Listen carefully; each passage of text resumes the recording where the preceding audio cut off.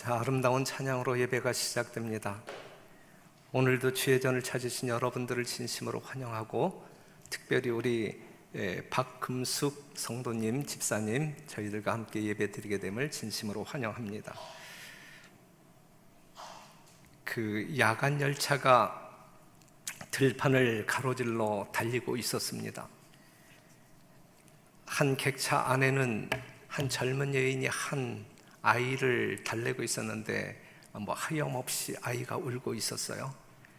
그 아이의 울음 때문에 승객들이 상당히 힘들어졌고 피곤했고, 그 중에 한 젊은 중년 남자가 이 아기를 달래는 그 여인을 향하여 이제 그 신경질적인 이야기를 합니다.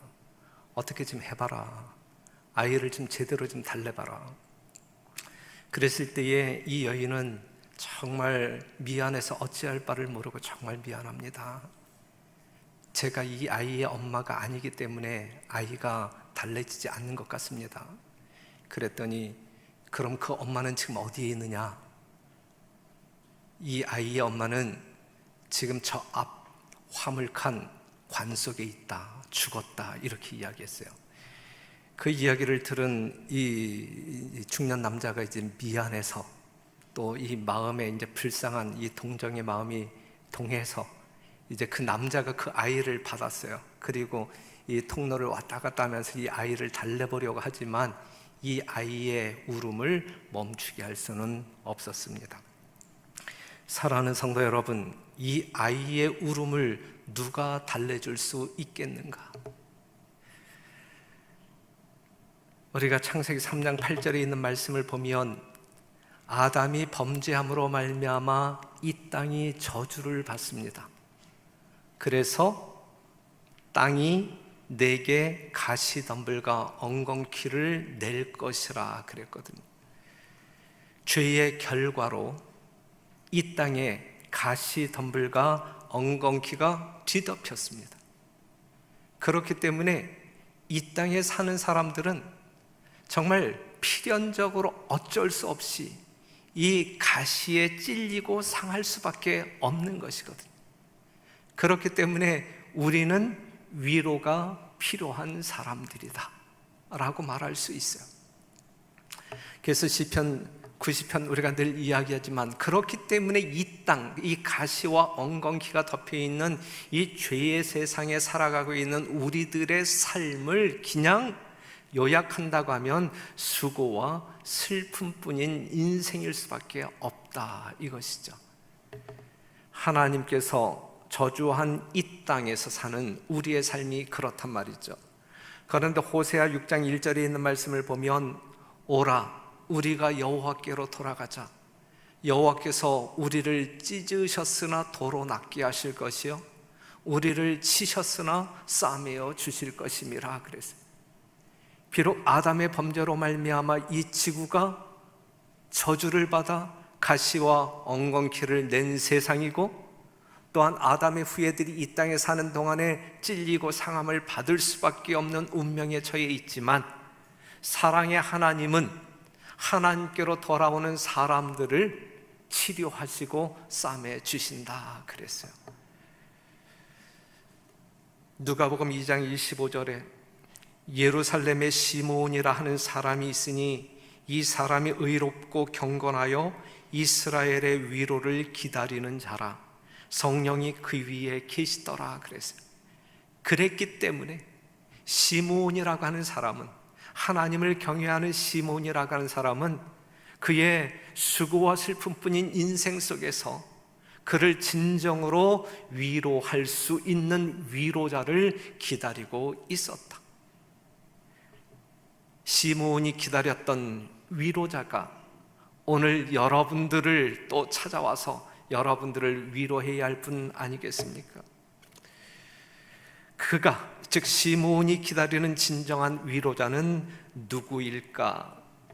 그가 아기 예수를 만났을 때에 죽어도 여한이 없는 위로를 경험하게 됩니다. 시므온이 아기를 안고 하나님을 찬송하여 가로되, 주제여, 이제는 말씀하신 대로 종을 평안히 놓아주시는도다. 내 눈이 주의 구원을 보았사오니 이는 만민 앞에 예비하신 것이요. 그래서 위로를 기다렸던 시므온, 아기 예수를 보자마자 지금까지 경험할 수 없는, 말할 수 없는 평안 가운데 깊이 빠지게 되는데, 그로 인하여 하나님을 찬양하고 또한 경배를 합니다. 사랑하는 성도 여러분, 여러분들의 지치고 지친 심령, 또한 여러 가지 어떤 그 위로가 필요한 그러한 모습으로 오늘 이전에 나왔을 것이라 생각되어지는데, 시므온이 경험한 이 위로를 여러분 모두가 경험하게 되기를 간절히 바랍니다. 저에게는 손위 처남이 둘 있어요. 3남매 중에서 우리 집사람이 막내이고 위로 처남 둘이 있는데, 둘째 처남이 있는데, 처남댁이 이 동대문에서 점포 2개를 가지고 옷가게를 합니다. 웬만큼 운영이 되었기 때문에 돈에 대한 궁색함이 없었어요. 그래서 그 가족들은 정말 돈 무서운 줄 모르고 그냥 편안하게 그들의 인생을 즐겼어요. 그런데 코로나로 인하여 국경이 막혔잖아요. 중국에서 오던 그 고객들이 발길이 멈추었고 당연히 돈도 사라졌습니다. 매수도 엉망이고, 그리하여 지금 우리 둘째 처남의 가정은 하늘 쳐다보며 멍 때리고 있습니다. 위로가 필요한 집이, 우리 별내교회 모든 성도들의 삶에도 정신적으로 또한 물질적으로 영적으로 건강적으로 깊은 시름에 빠져있는 성도들이 참 많이 있습니다. 특별히 노년에 흔히 찾아오는 이 치매로 인하여 힘들어하고 있는 몇 가정들을 보게 될 때에 마음이 무겁습니다. 우리에게는 진정 누가 필요할까? 위로자가 필요합니다. 위로자가 필요합니다. 누가복음 7장 11절에서 16절에 있는 말씀을 보면 이제 한 이야기가 나오는데, 11절, 그 후에 예수께서 나인이란 성으로 가실새 제자와 허다한 무리가 동행하더니 그랬어요. 나인성이 나와요. 나인이라고 하는 성이 나오는데 갈바리 해변가에 위치한 도시, 마을이고 나사렛이라고 하는 동네에서 한 8km 떨어진 동네입니다. 그런데 이 나인이라고 하는 성의 뭐 어떤 그 역사적인 배경이라든지 위치라든지 이거 중요하지 않아요. 오늘 이 시간에 중요한 것은 그 나인이라고 하는 그 마을에 지금 누가 가고 있는 게 중요한 거예요. 예수님이 가고 있다고 하는 게 참 중요해요. 오늘 별내교회에 몇 명의 성도들이 모였는 이거 중요하지 않아요? 예수님이 이 교회를 향하여 오신다라고 하는 것이 매우 중요해요. 그렇죠? 여러분 개인들이 어떠한 사람이냐가 중요하지 않아요? 예수님이 여러분들에게 다가가고 있다라고 하는 그 자체가 매우 중요한 것입니다. 그렇죠? 예수께서 나인이란 성으로 가실새, 죽음이 있는 곳에는 뭐가 날고 독수리가 날고, 죽은 사람이 있는 곳에 예수님이 다가가고, 독수리는 그 시체를 뜯어먹기 위해서 그 죽음으로 다가가지만 예수님은 그 죽은 자를 뭐 하기 위하여? 살리기 위하여 다가갑니다. 지금 예수님이 나인성으로 가시는 이유는 전도하기 위해, 죽을 사람들을 뭐 하기 위해? 살리기 위해 가고 계시는 것입니다. 오늘 주님께서 여러분들을 찾아가신다면 여러분들을 살리기 위해 다가가시는 것이지 여러분들을 벌주기 위해서 결코 달려가지 아니하십니다. 우리 예수님은 살리는 거예요. 살리는 거예요. 예수님은 왜 사마리아를 통행하고자 하셨는가? 요한복음 4장에 있는 말씀. 그 사마리아 땅에 예수님의 진정한 위로를 기다리고 있는 여인이 있었기 때문에 그 지역을 통행하려고 애썼다. 왜 예수님은 베데스다 연못에 가셨느냐 이거예요. 38년 된 병자가 하나님의 위로를 기다리고 있기 때문에 그를 위로하기 위하여 가셨다 이거죠. 예수님은 왜 뽕나무 밑으로 지나가셨느냐? 하나님의 위로를 기다리는 삭개오가 거기에 있었기 때문에 그곳으로 가셨다. 그 예수님이 지금 나인성으로 가고 계신다. 왜? 살려야 할 사람이 있기 때문에, 위로해 주어야 할 사람이 있기 때문에. 성문 어귀에서 한 무리를 만납니다. 어떠한 무리죠? 장래 행렬입니다. 과부에게 아들이 하나 있었는데 그 아들이 죽은 거예요. 그 아들만 바라보며 희망을 가지고 모든 어려움을 견디며 살아왔는데 그 아들이 죽은 거예요. 절망할 수밖에 없는 장례식입니다. 젖꼭지를 물고 스르르 잠들어 버린 이 천사 같은 아들, 배꼽 인사하며 유치원 차를 타는 귀여운 아들, 학교에서 돌아온 아이 밥 먹여 학원 보낼 때 이 엄마는 큰 꿈을 꾸게 되었고, 사춘기에 접어들어 반항함에도 철들 날을 기대하며 희망을 가졌던 이 엄마, 회사에 첫 출근하는 아들의 뒷모습을 보며 든든한 마음을 가졌던 바로 그 아들이 뭐였어요? 죽었단 말이죠. 희망과 기대가 다 죽었습니다. 그녀를 위로하기 위하여 마을 사람 전부가 모였지만, 수많은 마을 사람들이 모였지만 아무도 그녀에게 진정한 위로자가 되어줄 수 없었습니다. 누가복음 7장 12절, 성문에 가까이 오실 때에 사람들이 한 죽은 자를 메고 나오니 이는 그 어미의 독자요 어미는 과부라. 그 성에 많은 사람도 그와 함께 나오거늘. 발인 예배를 마치고 장제로 가기 위해 장례 행렬은 성문 어귀에 나오다가 예수님을 만나게 된 거예요. 그 무리 중에 누가 있어요? 피통에 잠긴 그 독생자를 잃어버린 어미가 있었단 말이죠. 피통에 잠긴 그 어미를 예수님이 보게 됩니다. 주께서 과부를 보시고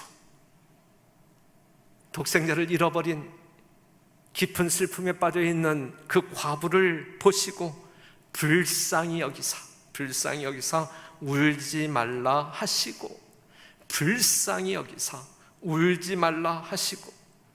사랑하는 성도 여러분, 우리 주님은, 이 과부를 불쌍히 보셨던 그 주님은 오늘 우리를 불쌍히 여기십니다. 울지 말라 말씀하시죠. 울지 말라 말할 수 있는 사람은 울 수밖에 없는 이유를, 그 원인을 제거할 수 있는 분이 울지 말라라고 이야기할 때 진정한 위로가 되는 거예요. 울어야 할 이유, 원인을 해결해 줄 수 없음에도 불구하고 그냥 말로만 울지 마 할 때에 그게 무슨 위로가 되겠어요?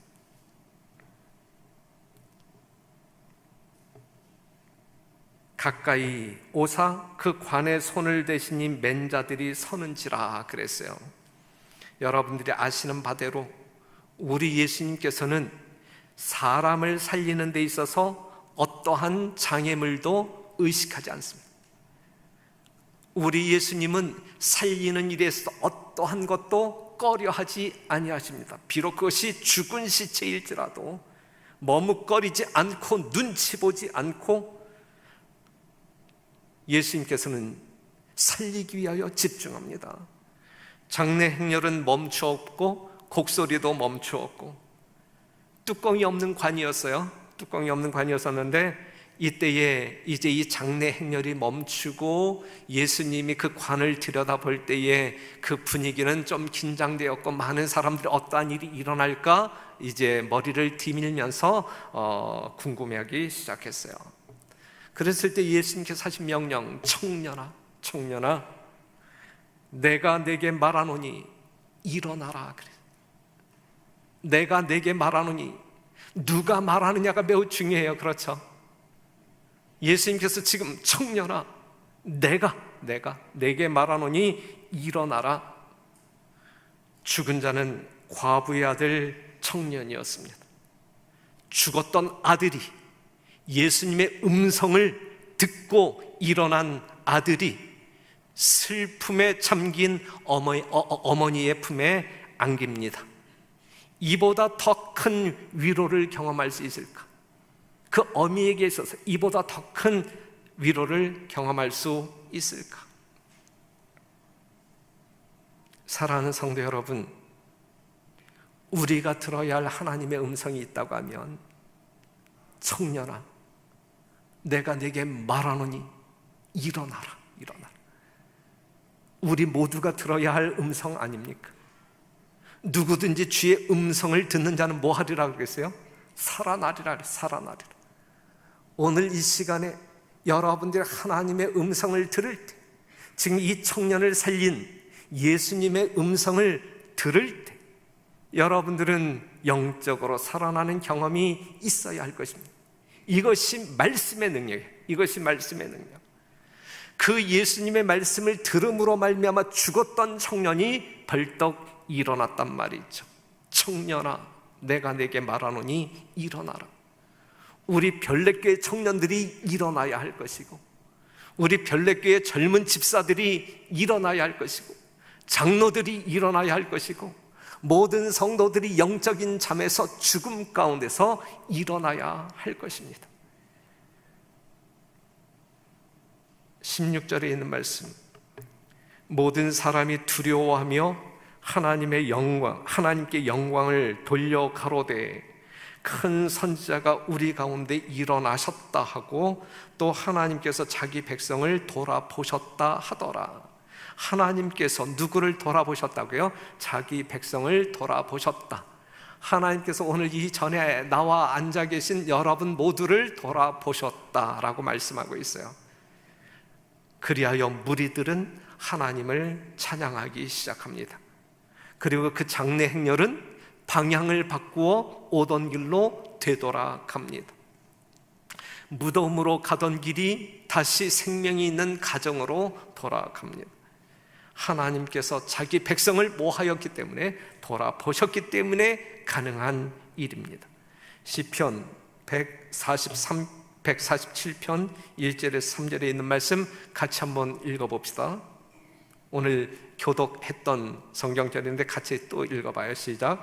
할렐루야, 우리 하나님께 찬양함이 선함이요 찬송함이 아름답고 마땅하도다. 여호와께서 예루살렘을 세우시며 이스라엘의 흩어진 자를 모으시며 상심한 자를 고치시며 저희 상처를 싸매시는도다. 그랬어요. 우리 하나님께서 상심한 자를 고치시며 저희 상처를 싸매시는도다. 우리 모두는 지금 이러한 대상들 아니겠습니까? 가시와 엉겅퀴가 덮여있는 이 지구를 살아나갈 때, 70년, 80년의 인생을 살아나갈 때에 우리는 수고와 슬픔뿐인 그러한 어떤 내용으로 살아가고 있는 것 아닙니까?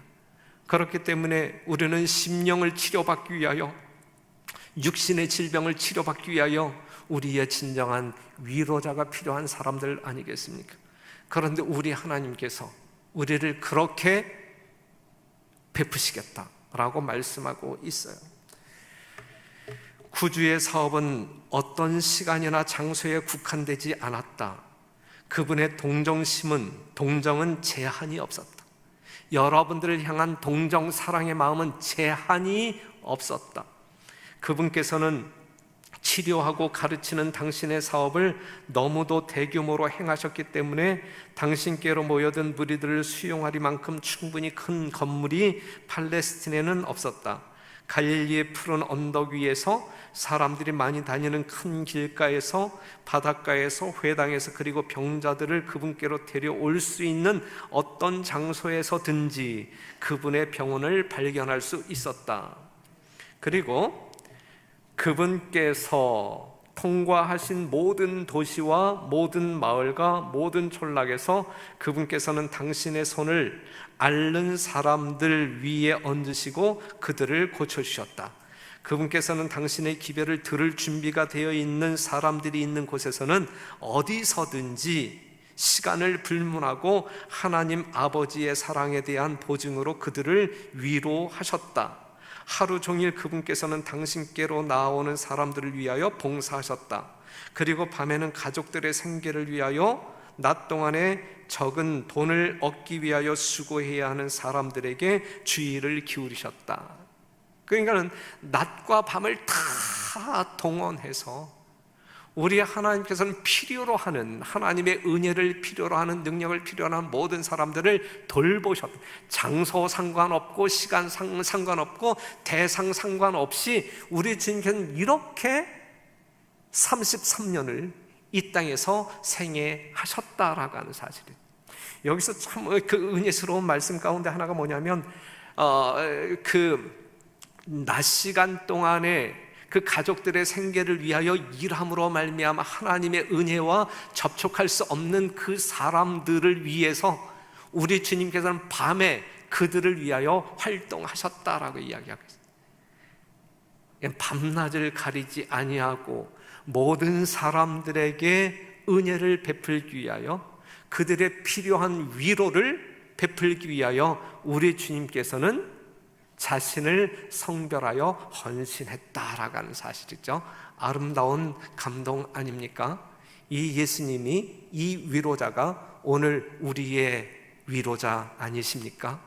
그렇죠. 그렇기 때문에 이 예수님과 더불어 생애하는 여러분들 심령 가운데 어떠한 염려와 근심에 사로잡히는 이 없고 천국의 아름다운 행복만이 여러분들의 삶을 지배하게 되기를 간절히 바랍니다. 우리가 이 땅에 힘든 세상에 살아가고 있지만 이 위대한 위로자 예수님이 계심으로 말미암아 하늘의 평안을, 예수님을 알지 못하는 사람들이 누리지 못하는 하늘의 평안을 우리는 누리며 살자, 이것이죠. 믿음으로 말미암아, 진짜 그 예수님을 믿음으로 말미암아 여러분들의 심령은 온통 하늘의 평안으로 가득 채워지게 되기를 간절히 바랍니다. 그분께서 보내신 생애는 얼마나 바쁜 생애였던가. 날마다 그분께서 궁핍과 슬픔을 안고 있는 사람들의 비천한 가정에 들어가서 버림받은 사람들에게 소망을, 근심하는 사람들에게 평화를 말씀하시는 것을 볼 수 있었다. 은혜롭고 친절하고 동정 깊은 마음으로 그분께서는 눌린 자를 일으키시고 슬픔에 잠긴 자를 위로하시면서 다니셨다. 그분께서는 어디로 가시든지 축복을 가지고 다니셨다 그랬어요. 이 예수님이 여러분들 편에 있게 되기를 간절히 바랍니다. 그렇기 때문에 이 예수님과 동행하는 여러분들의 삶에 어떠한 사람도 의식되지 아니하고 어떠한 문제도 문제되지 아니하고 우리 주님께서 진정 여러분들에게 주고자 하는 즐거움만이 있게 되기를 바랍니다. 우리가 지난주에 우성호 장로님의 모친을 장례 치루었어요. 장례를 치른 지 일주일 만에 또 여러분들이 주보 광고를 보게 되면 또 초상이 났어요. 김소희 집사의 친정 어머니 이영숙 집사님이 지금 현재 서부 은평교회에 출석하고 계시는데 그 이영숙 집사님이 운명하셨습니다. 그런데 김소희 집사가 무진장 슬퍼하고 있어요. 왜냐하면 어머니 연세가 70세밖에 되지 않아요. 70세. 요즘 70세는 무진장 젊었잖아요. 70세. 그 2년 전에 암 치료를 받았어요. 그리고 잘 항암 치료 받으면서 잘 견뎠고 상당히 상태가 좋아졌어요. 그렇기 때문에 이 자식들은 뭔가 큰 기대감, 그래서 이전에 암이 발생하기 이전에 정상적인 어떤 그 행복한 삶을 살았어요. 그런데 갑자기 어떤 예후도 없이, 어떤 그 징후도 없이 갑자기 안 좋아지면서 그냥 갑작스러운 죽음이, 그냥 암에 걸려서 뭔가 이렇게 잘 치료도 안 되는 것 같고 계속 힘들어하고 그랬다가 하면 그냥 어떤 그 예측 가능한 일이 벌어진 것이지만은 잘 회복되어지다가 갑자기 이러한 일이 일어남으로 말미암아 지금 김소희 집사는 아주 정신없이 슬픔 가운데 빠져 있어요. 이 사람은 누가 위로해 줄 것이네.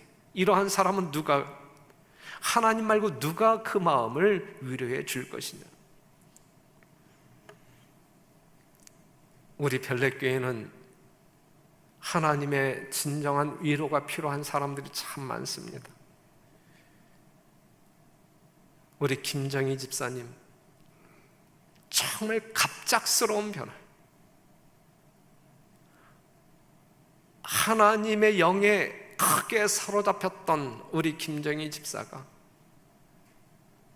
지금 아주 이상한 소리를 하시면서 치매 중에 힘들어하고 있어요. 온 가족이 힘들어하고 있어요. 우리 김복래 집사님도 여러분들이 건강을 위해서 더 많이 기도해 주시기를 부탁드리고, 우리 김탕목 장로님, 이도선 집사님 두 분 다 지금 요양원에 계시잖아요. 우리 김청자 집사님도 이 치매로 말미암아 요양원에 계시고, 우리 장모님인 김순애 집사도 지금 요양원에서 치료 중이에요. 치료가 아니죠. 그냥 머무는 것이죠. 예. 이러한 사람들에게 하나님의 진정한 위로가 있어야 되지 않겠느냐. 우리 교회는 또 환자들도 많아요. 노년에 계신 우리 김재신 목사님, 우리 간암 수술 2차 수술 받고 지금 투병하고 있는 유정자 집사님, 우리 김미영 집사님은 지금 우리가 참 안 좋은 소식이지만 전신에 이 암이 지금 이렇게 전이가 되어서 힘들어하고 있고, 우리 이규영 장로님 벌써 2달 이상 지금 중환자실에 계시고, 우리 김기란 장로님도 정말 우리들에게 간증할 만큼 너무너무 좋았는데 조금 상태, 절망적이진 않고 조금 상태가 안 좋아서 지금 조심하고 있는 상황 가운데 있고, 우리 이은미 집사님, 강희석 집사님, 장미자 집사님, 미국에 있어요. 이용길 장로님의 어머니, 우리 봉영미 집사 지금 에덴병원에 있고, 설혜경, 장병수, 권호송 장로님이 지금 이제 회복을 위하여 애쓰고 있고, 이러한 사람들 얼마나 하나님의 위로가 필요한 사람들입니까? 이들을 위하여 여러분들이 기도하실 때의 진정성, 얼마나 큰 진정성을 가지고 기도하십니까? 하나님을 사랑하는 마음과 이들을 이처럼 사랑하는 마음을 가지고 진정성 있게 간절하게 기도할 때에 우리는 하나님의 섭리가 어떠한 식으로 기도의 응답으로 나타날지 알지 못하지만 여하튼 가장 선한 방법으로 이들에게 역사하실 거라고 믿어 의심치 않습니다. 우리 어린이 교회 학생들, 우리 교회에 출석하고 있는 어린이 학생들도 학교 수업으로 얼마나 스트레스가 많아요. 제대로 되지 아니하는 수업, 일주일에 한 번 가고 그냥 다 집에서 공부하고 있고, 그럼에도 불구하고 부모들은 그냥 학원으로 이제 몰아치고 있고 많은 갈등 속에 있지 않습니까?